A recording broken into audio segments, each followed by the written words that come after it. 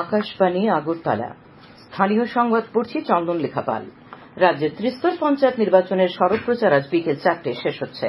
আগামী 8 তারিখে ভোট গ্রহণ করা হবে।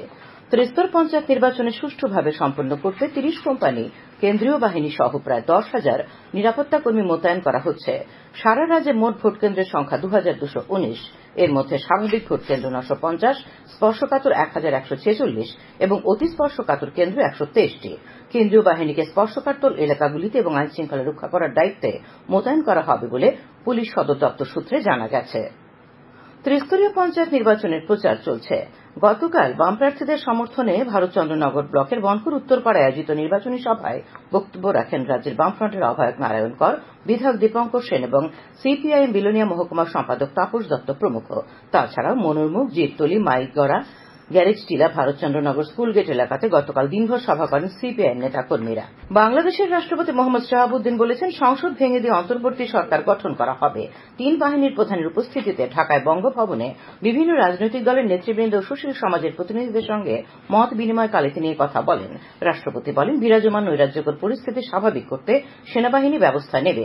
বৈঠকে বেশ কয়েকটি মামলায় দণ্ডিত গৃহবন্দী বাংলাদেশ জাতীয়তাবাদী দলের চেয়ারপারসন এবং প্রাক্তন প্রধানমন্ত্রী খালেদা জিয়াকে মুক্তি দেওয়ার সিদ্ধান্ত হয়। সাম্প্রতিক বিক্ষোভে গ্রেপ্তারকৃত সকল শিক্ষার্থীদের মুক্তিরও নির্দেশ দিয়েছেন রাষ্ট্রপতি। উল্লেখ্য, প্রধানমন্ত্রী শেখ হাসিনা পদত্যাগ করে গতকাল একটি সামরিক বিমানে দেশ ত্যাগ করেছেন। জানা গেছে, সেনাপ্রধান ওয়াকারুজ্জামান খুব শীঘ্রই ছাত্র এবং শিক্ষকদের প্রতিনিধিদের সঙ্গে দেখা করবেন। জেনারেল জামান জানিয়েছেন, আজ থেকে সব সরকারি ও আধা সরকারি অফিস, বেসরকারি অফিস, কলকারখানা এবং স্কুল, কলেজ, মাদ্রাসা ও বিশ্ববিদ্যালয় সহ সব শিক্ষা প্রতিষ্ঠান খুলবে। প্রধানমন্ত্রী নরেন্দ্র মোদীর সভাপতিত্বে গতকাল নতুন দিল্লিতে নিরাপত্তা সংক্রান্ত মন্ত্রিসভা কমিটির বৈঠক হয়। বৈঠকে বাংলাদেশের পরিস্থিতির পর্যালোচনা করা হয়। বৈঠকে বিদেশমন্ত্রী ড এস জয়শঙ্কর, স্বরাষ্ট্রমন্ত্রী অমিত শাহ, প্রতিরক্ষামন্ত্রী রাজনাথ সিং, অর্থমন্ত্রী নির্মলা সীতারমণ প্রমুখ উপস্থিত ছিলেন।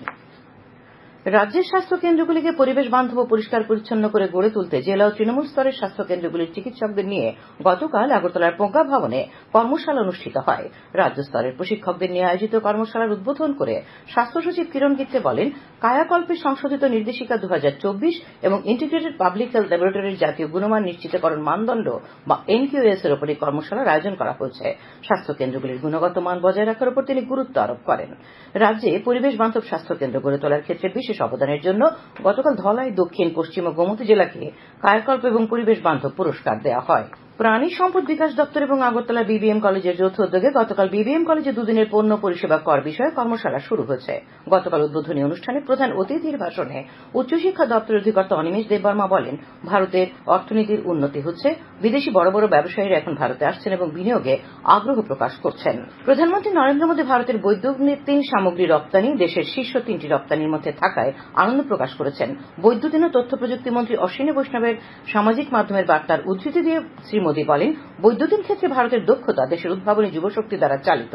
তিনি বলেন, ভারত ভবিষ্যতে এই গতি অব্যাহত রাখতে প্রতিশ্রুতিবদ্ধ। কেন্দ্রীয় যুব বিষয়ক ও ক্রীড়ামন্ত্রী ড মনসুখ মান্ডভিয়া এবং যোগাযোগ মন্ত্রী জ্যোতিরাদিত্য সিন্ধিয়া গতকাল যৌথভাবে নতুন দিল্লিতে 33তম প্যারিস অলিম্পিক 2024 উদযাপনকারী স্মারক ডাকটিকিট প্রকাশ করেন। এই উপলক্ষে আয়োজিত অনুষ্ঠানে ড মান্ডভিয়া বলেন, এই ডাকটিকিট প্রকাশ ক্রীড়ার প্রতি ভারতের প্রতিশ্রুতি, জাতীয় গর্ব এবং ক্রীড়াবিদদের উৎসাহের প্রতীক। প্রধানমন্ত্রী নরেন্দ্র মোদীর নেতৃত্বে তৃণমূল স্তর থেকে খেলাধুলার প্রচারের উদ্যোগের প্রশংসা করে ড মান্ডভিয়া খেলো ইন্ডিয়া রাইজিং ট্যালেন্ট আইডেন্টিফিকেশন বা কিটপি এবং টার্গেট অলিম্পিক পোডিয়াম স্কিম বা টিপিওএস কর্মসূচির উল্লেখ করেন। মুখ্য সচিব জে কে সিনহা গতকাল ইন্দ্রনগরে আইটি ভবনে আগরতলা স্মার্ট সিটি লিমিটেডের নিজস্ব ডাটা সেন্টারের উদ্বোধন করেন। মোট 30 কোটি 72 লক্ষ টাকা ব্যয়ে এই ডাটা সেন্টার নির্মাণ করা হয়েছে। উদ্বোধনী অনুষ্ঠানে উপস্থিত ছিলেন নগর উন্নয়ন দপ্তরের সচিব অভিষেক সিং, আগরতলা স্মার্ট সিটি লিমিটেডের কার্যনির্বাহী আধিকারিক ড শৈলেশ কুমার যাদব। সারা দেশের সবগুলি স্মার্ট সিটির মধ্যে সর্বপ্রথম আগরতলা স্মার্ট সিটি লিমিটেডেরই নিজস্ব ডাটা সেন্টার নির্মাণ করা হল। প্যারিস অলিম্পিকের দ্বাদশ দিনে ভারতীয় হকি দল সেমিফাইনালে আজ জার্মানির মুখোমুখি হবে। তাছাড়া পুরুষদের জেভলিন থ্রোতে টোকিও অলিম্পিকের স্বর্ণপদক জয়ী নীরজ চোপড়া এবং কিশোর জেনা যোগ্যতা অর্জনের লড়াইয়ে নামবেন। টেবিল টেনিসের মহিলাদের দলগত লড়াইয়ে ভারতীয় দল 3-2 সেটে রোমানিয়াকে হারিয়ে কোয়ার্টার ফাইনালে উঠেছে। স্থানীয় সংবাদ এখনকার মতো শেষ হল।